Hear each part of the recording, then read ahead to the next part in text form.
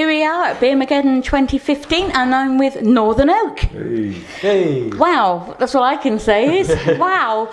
The reaction you got from the crowd was absolutely amazing. Yeah, it was fantastic. It was really lovely to turn up and have such a great response. Yeah, I was sat down, stood up to the side watching, and it was just amazing to watch. You know where to look first, whether it's flute, keyboard, drums, guitars, and the singing. It's the whole package. No, it was good. I think that's one of the best receptions, definitely. Yeah. I'd say so. Yeah, really good, really good. Yeah. Fans made it. Yeah. Absolutely. So do you ever get nervous before you go on stage? And I don't know about these guys. I sometimes do. I think it depends on the size of the gig. I was a bit for this gig just because it's quite a high profile sort of, and we don't want to let anyone down with a less than brilliant performance. So sometimes. And do you have any sort of, because you're nervous, do you have any sort of ritual to get you into the mood of the band? It's normally chanting cool runnings. So I have pride, I have power. That sounds good. So after today, where are you going next? We're playing Chester tomorrow, so that's part of, it was the Out of the Ashes Festival, but it's had to change its name. We'll be in Leeds in September and back in Sheffield in October. Right. So, but the main thing is we've just recorded an EP. So for our last album, we did it through Kickstarter, and sort of the top reward, as it were, was we'd do a commission for you. So 3 people went for that option, and so we just got around to recording it, and in November we're hoping to release it. But the main thing is we don't want to perform it live unless the 3 people can actually see it performed for the first time. So we're just trying to work out how we can get all of us in the same place. Houses. Oh. Get tea, coffee, make sure they're making cakes and buns. Absolutely. Sounds like a plan. Yeah. Be a good way of doing it. A private, Yeah. in their living room. If they have room in their living room. One way to make friends with the neighbours. It is. Yeah. That'd be quite different. Right. And so, compared to the other 2 albums, the new EP, is it along the same sort of lines, or is it changed much, or? So this lineup has been since 2010. So since then, we've been really sort of honing what we've got. Yeah. So like when Digby joined, that's when the violins sort of come into the mix. This doesn't feel like necessarily a departure in any way, but it's definitely sort of built upon sort of because we really just Janelle and connect now as a band, so it's much more sort of natural. But it's also been very much influenced by the backers, so they set some very specific ideas. Like one person wanted a song about owls, another person wanted a song about the Isle of Man, and they want some of the Manx language in it and some traditional folk. So so the backers have had their influence on how these new songs sound. I'm just trying to work out, and you can fit Isle of Man and Manx into a song, but it all sounds very, very good. As a band, what made you choose Northern Oak? Individually? Well, as a band, how you chose the title.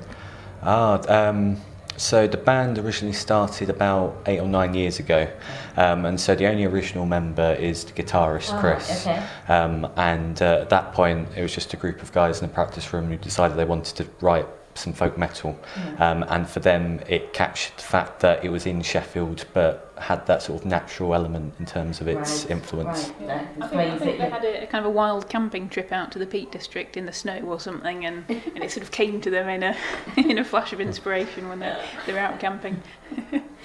Not Frozen Assets then. So different.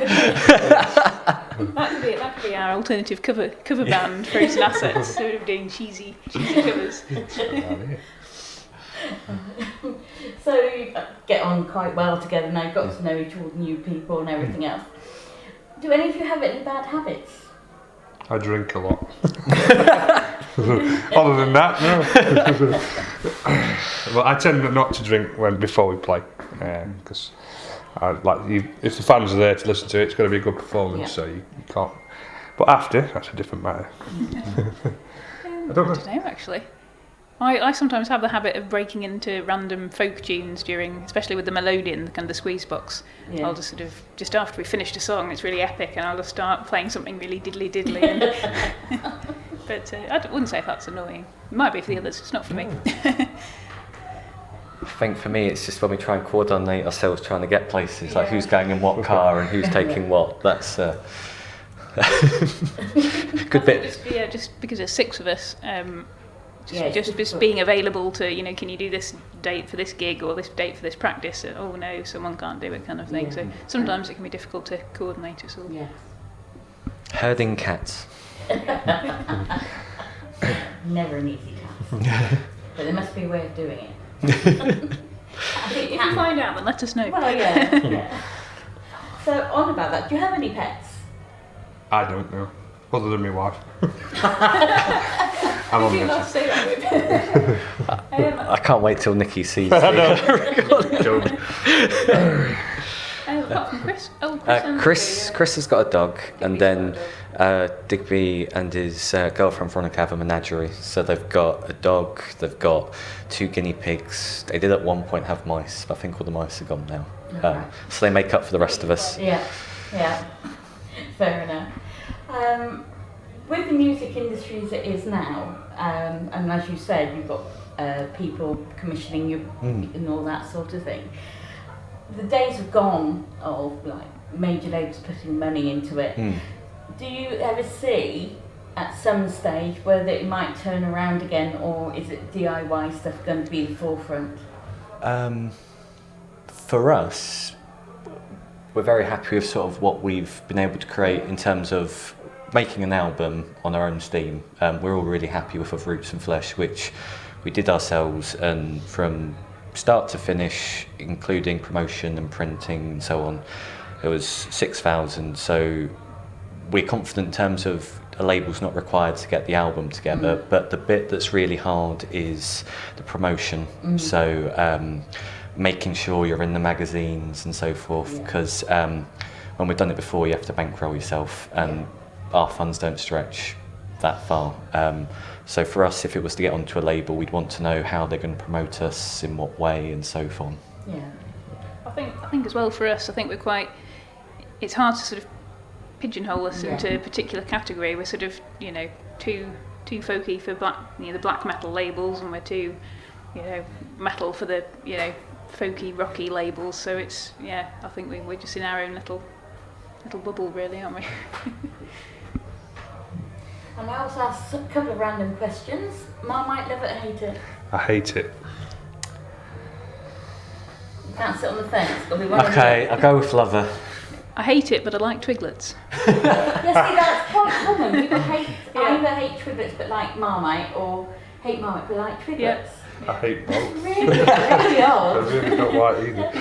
And talking about food, there's a band called Demonic Resurrection in India. Yeah, we saw them at Bloodstock. They were And brilliant. the singer has his own cooking show, metal cooking show. Oh, wow. So, just thinking about it, if there was sort of something the band could do as like a metal show or cooking show, who would be the one you would put forward to be doing the cooking or baking? I think Rich, our bass player, would be quite good at that. I reckon Chris, actually, because he's always concocting sort of weird and wonderful. Either Chris or you, I think. The reason why Wibbers suggested Rich is because every Christmas we have a sort of Northern Oak Christmas meal where we get together with the partners and so forth. And tradition is that Rich will bring a dessert which has a penis theme. So he'll do an apple crumble but of drawn a penis on the top and so forth. So I think that would get comedic views on YouTube, so we should probably put him through. Yeah. Sounds quite good, actually. That's how you get the promotion. But through the cookery things and stuff like that, you have to find the little twiddly ways to get it all out there. And my other random question is, you're on a private jet and it runs into trouble. Individually, you'll have a parachute and you'll have one spare. Who would you save on the plane out of your band members with you? That's hard. I was going to say I'd save my wife because she'd obviously be there, but I'm trying to redeem myself really. I don't know. I think I'd just plumb it. I'd just jump out without a parachute. Sorry. Take a hit for the back. Yeah, take one for the two. In my eyes, Katie's the most organised out of us, so if I give her the parachute, she'll make sure I survive. So. Well, I've already got a parachute, so now I have two to play with, right? So, I'd probably have one for my melodeon, actually. It's quite expensive, so I'd sort of attach my instruments to a parachute, so they'd have one themselves, so they'd survive. Never mind about the rest of the band. Oh, I love it. So, have you ever thought about costume-wise going out because the music play of doing something really dramatic, and also you could take it forward into a video of one of your tunes? What sort of dramatic clothing would you or theme would you have?